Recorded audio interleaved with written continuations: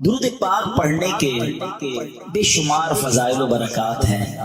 کعبے کے بدر الدجا، طیبہ کے شمس الضحا، صلی اللہ تعالی علیہ وسلم کا فرمان عالی شان ہے، جس کا مضمون ہے کہ جو کوئی شخص مصیبتوں اور پریشانیوں میں گھرا ہوا ہو، اسے چاہیے کہ مجھ پر کثرت سے درود پڑھے، کہ مجھ پر درود پاک پڑھنا پریشانیوں اور مصیبتوں کو لے جاتا ہے۔ آپ میں سے اگر کوئی بیمار ہے، پریشان ہے، ٹینشن میں ہے، کسی کاروباری مشکل کا شکار ہے، درود پاک ایک ایسا وظیفہ ہے، اور نبی پاک خود فرما رہے ہیں کہ جو پریشانیوں میں ہے اسے چاہیے مجھ پر درود پڑھے، کہ درود جو ہے وہ پریشانیوں کو لے جاتا ہے۔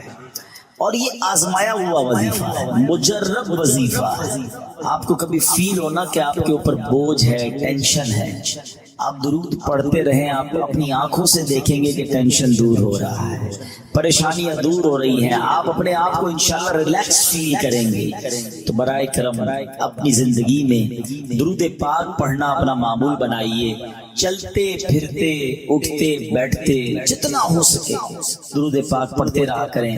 ایک بار مل کر محبت کے ساتھ باآواز بلند درود پاک پڑھ لیں۔ صلو علی الحبیب صلی اللہ تعالی علی محمد صلی اللہ علیہ وسلم۔ قرآن مجید فرقان حمید میں جس اللہ کے نبی کا سب سے زیادہ ذکر ہے وہ ہے اللہ کے نبی حضرت موسیٰ علیہ السلام۔ آپ کلیم اللہ ہیں، اللہ کریم سے آپ گفتگو کیا کرتے تھے، اللہ نے یہ شرف آپ کو عطا فرمایا۔ حضرت موسیٰ کلیم اللہ ہیں اور میرے آقا حبیب اللہ ہیں۔ حضرت موسیٰ کلام کیا کرتے تھے، مگر میرے آقا کو رب نے معراج کی رات اپنے پاس بلا کر سر کی آنکھوں سے اپنا دیدار بھی کروا دیا۔ حضرت موسیٰ کی شان بہت عرفہ اور اعلیٰ ہے، کمال کی ہستی ہے، مگر نبی پاک کی جب بات کرتے ہیں تو سبحان اللہ، حضرت موسیٰ علیہ السلام جو ہے انہوں نے التجا پیش کی تھی۔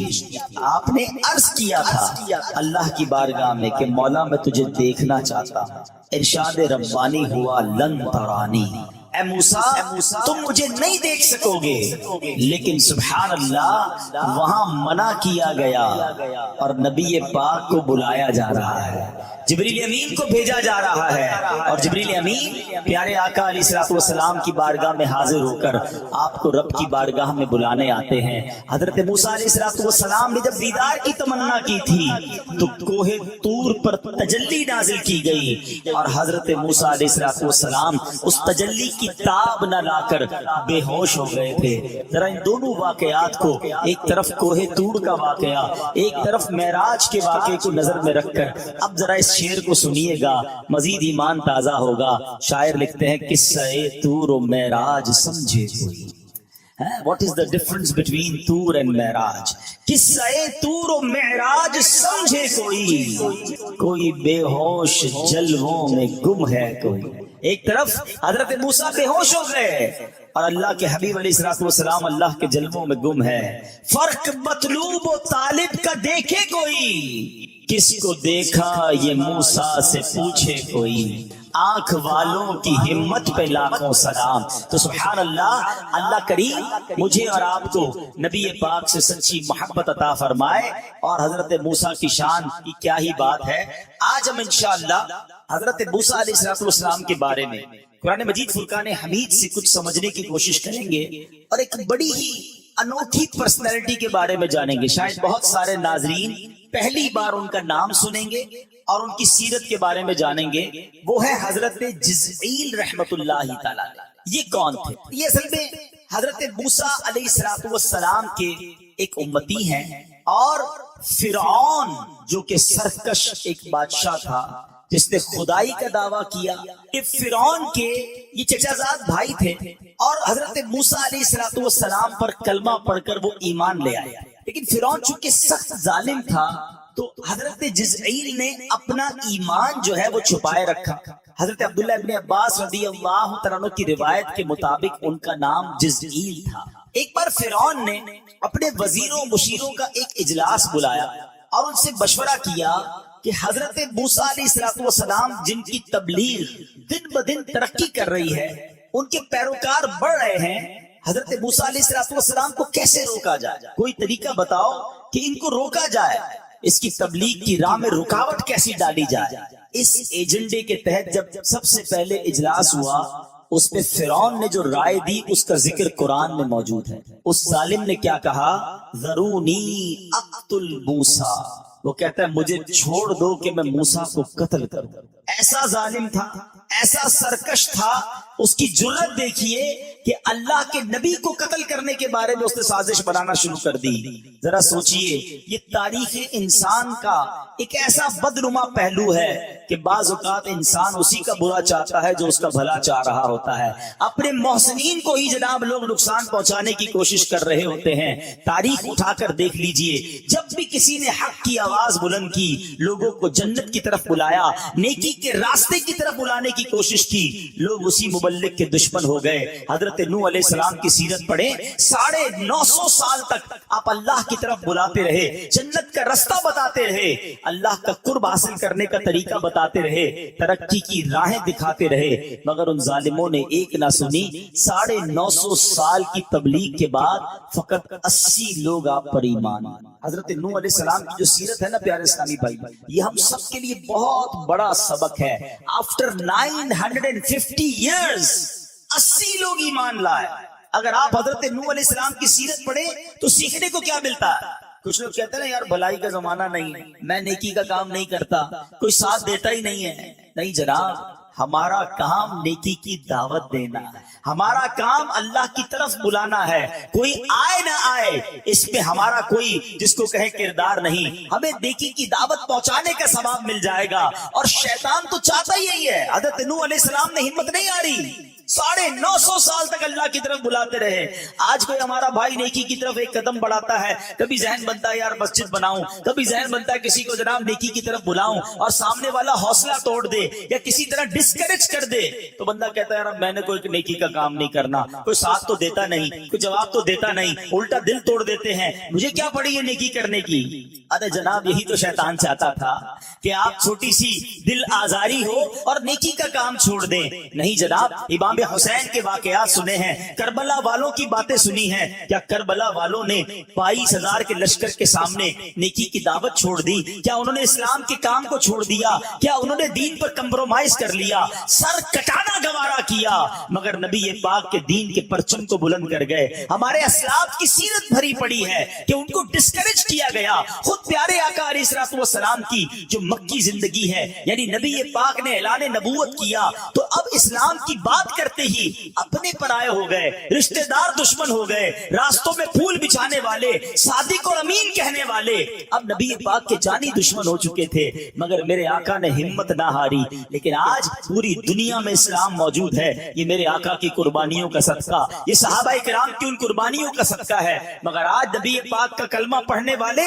غلامان مصطفیٰ کہلانے والے بعض اوقات چھوٹی چھوٹی باتوں پر دل توڑ دیتے ہیں۔ نہیں جناب، ہم نے نہیں کرنی نیکی کا کام۔ ہم نے دعوت اسلامی والے بھی مجھے سن رہے ہیں، مدنی قافلے میں جاتے ہیں، کوئی دل توڑ دے، بیان کرنے گئے کسی نے ساتھ نہیں دیا، ہم کہتے نہیں بھائی اب نہیں جائیں گے۔ ایسا نہ کیا کرو، شیطان چاہتا یہی تھا کہ تم کسی طرح نیکی کے راستے سے ہٹ جاؤ۔ تو ہے پیارے اسلامی بھائیوں، یہ ہسٹری رہی ہے۔ اگر آپ انبیاء کی ہسٹری پڑھیں، آپ صحابہ کی ہسٹری پڑھیں، اولیاء کرام کی ہسٹری پڑھے، ان کو ریڈ کارپٹ ویلکم نہیں ملا، ان کو بھی بڑی مشکلیں اٹھانی پڑی۔ حضرت خواجہ غریب نواز کو کون نہیں جانتا، مگر جب خواجہ غریب نواز ہندوستان آئے تھے ویلکم نہیں ہوا تھا، پورا ہندوستانی خلاف ہو گیا تھا، پانی بند کرنے کی دھمکی تھی، بیٹھنے نہیں دیتے تھے، مگر خواجہ نے بات جاری رکھی، ہمت نہ چھوڑی۔ اللہ نے کیسی برکت ڈال دی کہ 90 لاکھ غیر مسلمان ہو گئے۔ وقت آتا ہے، ٹائم لگتا ہے، اور اس کے بعد اللہ وہ ترقی دیتا ہے، وہ راہیں کھول دیتا ہے کہ پھر غیب سے مدد آتی ہے۔ تو نیکی کے کام میں ہمارا کام ڈٹے رہنا ہے، اللہ کریم پھر غیب سے مدد فرماتا ہے۔ تو بہرحال اب ہوا کیا کہ حضرت موسیٰ علیہ السلام کو اب قتل کرنے کرنے کی سازش وہ کر رہے تھے، لیکن اب حضرت موسیٰ سے وہ مقابلہ تو نہیں کر پاتا تھا فرعون۔ کئی بار ان کو زیر کرنے کی کوشش کی، مگر حضرت موسیٰ علیہ السلام کے پاس زبردست دلائل ہوتے تھے، وہ معجزات دکھاتے تھے، تو فرعونی کہتے یہ تو جادو ہے۔ ایک بار تو فرعون نے کیا کیا، بہت سارے جادوگروں کو جمع کیا کہ یہ لگتا ہے جادو کرتے ہیں، تم ان کا مقابلہ کرو۔ جادوگر آئے، بڑے بڑے انہوں نے اپنے جس کو کہتے ہیں نا شعبدے دکھائے، اپنی رسیاں پھینکی، وہ ساری رسیاں سانپ بن گئی۔ پورا مصر جمع تھا کہ مصر کے بڑے کمال کے جادوگر جن کے نام ہے دنیا میں، اب وہ اپنے جادو دکھائیں گے۔ اب جب وہ رسیاں سانپ بنی اور سانپ ادھر ادھر جانے لگے، ہر طرف خوف پھیل گیا۔ اللہ اکبر! حضرت موسیٰ علیہ السلام نے جب اپنا عصا مبارک زمین پر ڈالا تو وہ بڑا اژدہا بن گیا اور وہ ان تمام سانپوں کو نگل گیا۔ اور اس معجزے کو دیکھ کر سارے جادوگر سجدے میں گر گئے، سب نے کلمہ پڑھا اور حضرت موسیٰ کے غلام بن گئے۔ جادوگر تو مان گئے، مگر فرعون اور اس کے ساتھیوں کے دل پر مہر ایسی تھی کہ وہ اس کو بھی جادو ہی سمجھتے رہے اور حضرت موسیٰ پر ایمان نہ لائے، مقابلہ نہیں کر پاتا تھا۔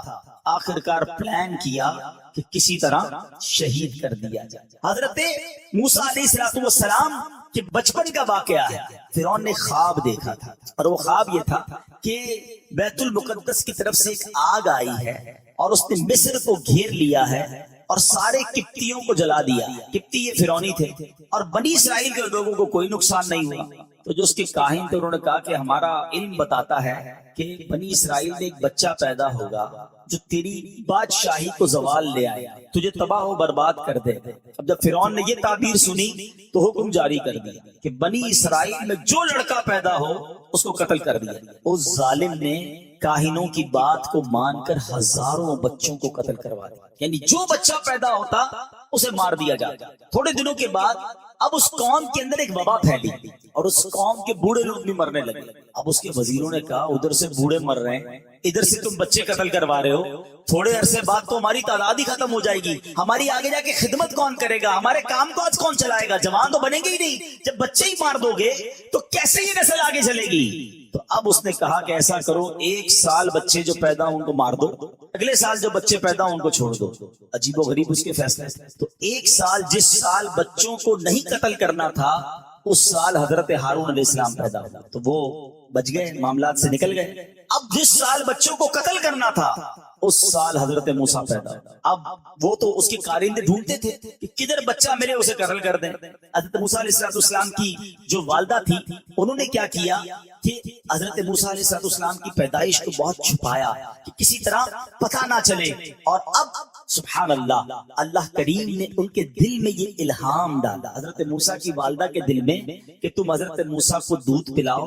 جب تمہیں یہ خوف ہونا، کیونکہ بچہ روتا بھی ہے، کہ ہمسایوں کو پتہ چل جائے گا، تو پھر کیا کرنا کہ فرعون کو معلوم ہوتے سے پہلے بے خوف و خطر اس بچے کو مصر کے دریائے نیل میں ڈال دیں اور ڈوب جانے کا اندیشہ نہ کرنا، اس کی جدائی کا غم بھی نہ کرنا، ہم اسے تیری طرف لوٹا دیں گے اور اسے رسول بنائیں گے۔ اچھا، یہ پوری بات اللہ کریم نے قرآن میں بیان فرمائی۔ حضرت موسیٰ کی والدہ کا نام کیا تھا؟ یوحانز، اور آپ لاوی بن یعقوب کی نسل سے ہیں۔ پہلے آپ کے دل میں یہ بات ڈالی کہ بچے سے گھبرانا نہیں، اس بچے کو پانی میں ڈال دینا، یہ ڈوبے گا نہیں اور فرعون بھی نقصان نہیں پہنچائے گا، یہ بچہ واپس بھی تمہارے پاس آئے گا اور اس کو رسول بھی بنایا جائے گا۔ اب ایک ماں ہے، اس کو پتا ہے پورے شہر کے بچے قتل کیے جا رہے ہیں، میرا بچہ کیسے بچ سکتا ہے؟ لیکن اللہ کریم نے دل میں یہ بات ڈال دی، اور اس بات کو قرآن سورہ قصص میں کتنے پیارے انداز میں بیان فرماتا ہے۔ میں یہ واقعہ بیان کرتے کرتے تھوڑا سا توجہ یہ بھی دلانا چاہوں گا کہ دیکھو یہ سب رب کے کلام میں موجود ہے، یہ ہمیں پہلے کیوں نہیں پتا، یہ ہم نے پہلے کیوں نہیں پڑھا، اور اپنے بچوں کو، اپنی فیملی کو یہ واقعات ہم کیوں نہیں سناتے؟ سنو اللہ قرآن میں کیا فرماتا ہے۔ بسم اللہ الرحمن الرحیم۔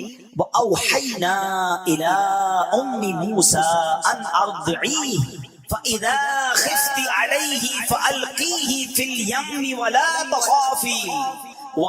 تَخَافِي وَلَا تَحْزَنِي إِنَّا رَادُّوهُ إِلَيْكِ وَجَاعِلُوهُ مِنَ الْمُرْسَلِينَ۔ اللہ قرآن میں فرماتا ہے ہم نے موسیٰ کی ماں کو الہام فرمایا کہ اسے دودھ پلا، پھر جب تجھے اس پر خوف ہو تو اسے دریا میں ڈال دے، اور خوف نہ کر اور غم نہ کر، ولا تخافی ولا تحزنی، خوف نہ کر غم نہ کر، بے شک ہم اسے تیری طرف پھیر لائیں گے اور اسے رسولوں میں سے بنائیں گے۔ اچھا، اللہ کا وعدہ تھا، اللہ کی نیک بندی تھی۔ آپ نے کیا کیا کہ آپ نے پہلے تو کچھ دنوں تک دودھ پلایا، آپ کی بہن کے سوا کسی کو بتایا نہیں، لیکن جب کچھ دن کے بعد والدہ کو فرعون کی طرف سے اندیشہ ہوا تو ایک صندوق بنایا، نیچے روئی بچھائی، چھوٹا سا بچہ ہے، اس بچے کو اس صندوق میں ڈالا گیا، حضرت موسیٰ کو صندوق میں بند کیا اور اس کے درزیں روغن تیر سے، روغن کے ذریعے اس کی درازیں بھی بند کر دی، اسے دریائے نیل میں بہا دیا۔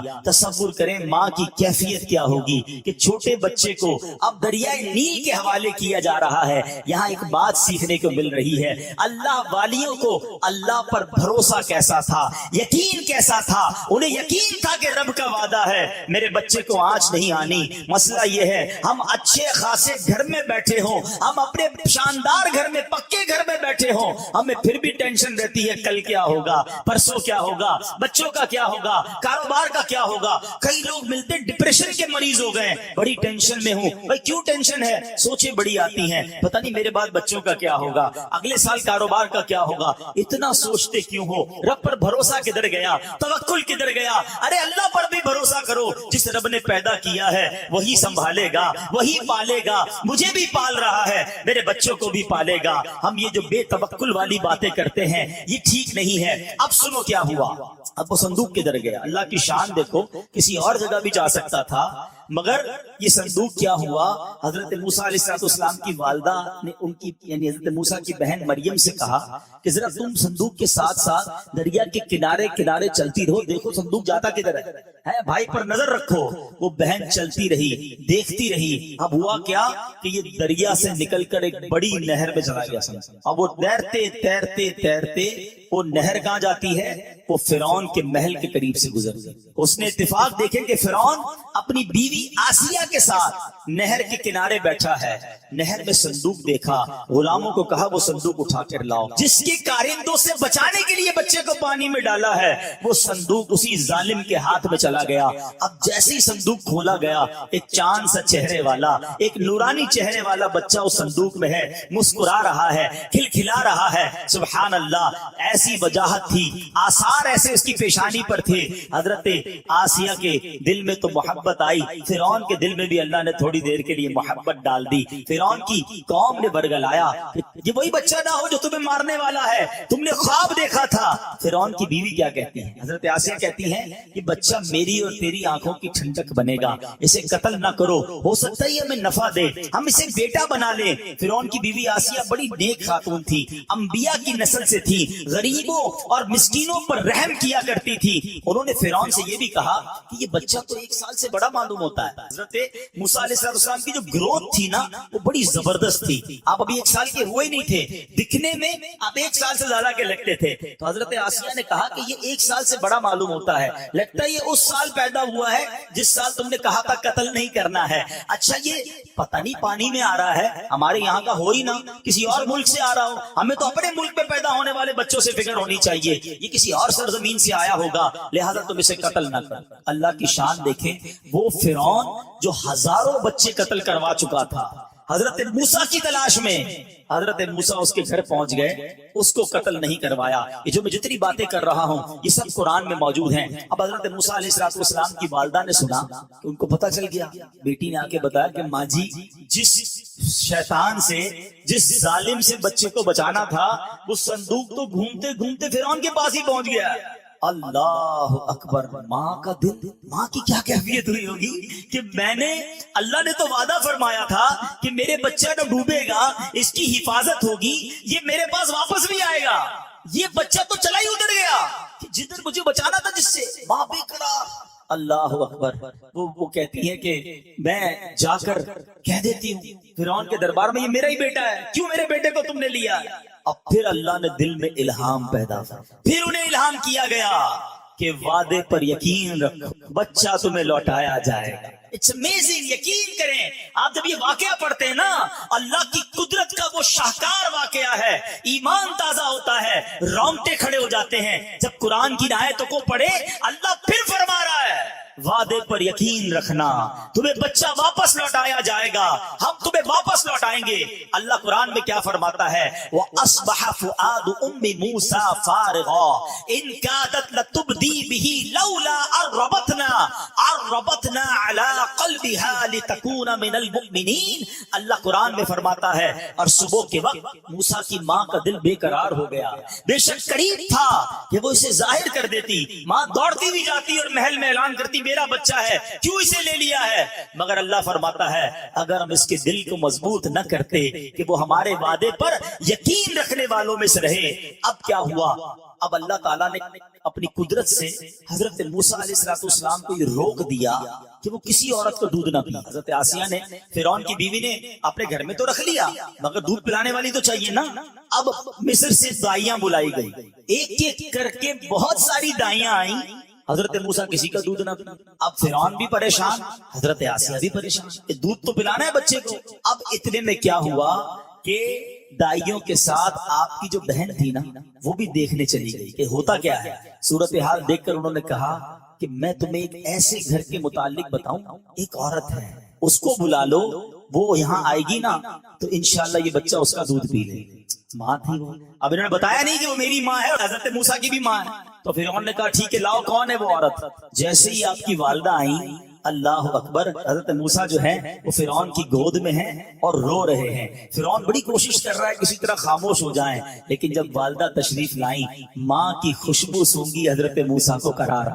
ابھی تو کمرے میں داخل ہوئی ہیں اور حضرت موسیٰ گود میں جو ہیں وہ خاموش ہو گئے ہیں، ریلیکس ہو گئے ہیں. اب جیسی ماں نے گود میں لیا، اللہ اکبر، حضرت موسیٰ نے دودھ پینا شروع کر دیا. اب ایک بڑا ٹرننگ پوائنٹ. فرعون کہتا ہے بتاؤ تم ہو کون؟ تمہارا اس بچے سے تعلق کیا ہے؟ تھا تو بڑا ذہین، خدائی کا دعویٰ کیا تھا، ظالم بھی بڑا تھا. کہتا تمہارا اس بچے سے کیا تعلق ہے؟ سارے شہر کی عورتوں کا دودھ نہیں پیا اور تمہارا دودھ کیسے پی لیا اس نے؟ بڑا خطرناک ٹرننگ پوائنٹ تھا. اب آپ کی والدہ کی ذہانت دیکھیں کیسا شاندار. تفسیر قرآن میں واقعہ لکھا ہے. جواب کیا دیا آپ کی والدہ نے؟